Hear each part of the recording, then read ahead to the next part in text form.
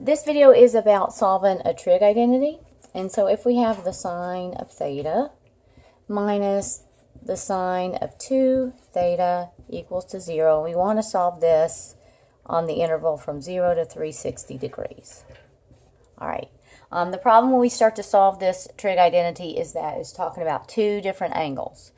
It's like if they ask you to solve the sine of x and y, or the sine of x and 2x. Those are different angles. So we need to talk the same language and get them both into 2 theta or both into simply theta. And one thing we can do is use the double angle identity. And if you look on the formulas, you'll see that you can rewrite the sine of 2 theta.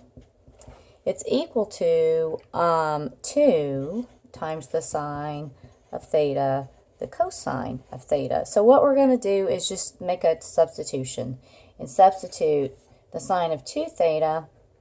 We're going to rewrite this identity right there. So now our equation is going to become the sine of theta minus 2 times the sine of theta cosine of theta equals to 0. And we can, even though it's got two different functions going on here, sine and cosine, we can just factor out the greatest common factor here, which is the sine of theta. And once we factor that out, we're simply left with 1 minus 2 times the cosine of theta equals to 0. And we're going to finish this off by setting each factor equal to 0. This is the zero product property that we're using. We set sine of theta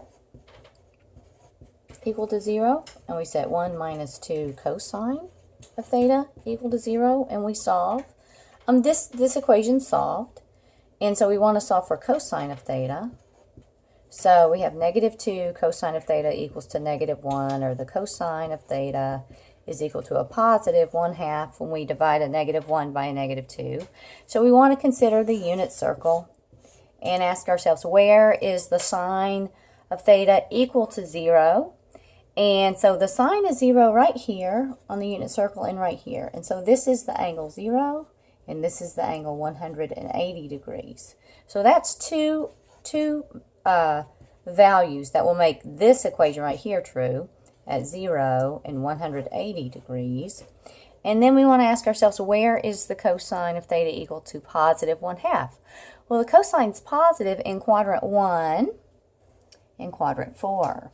So these angles are the ones we need to look for. And this is the sine, the cosine is positive 1/2 at 60 degrees and at, let's see, 300 degrees. So these are the other two answers. This equation yielded 4 solutions.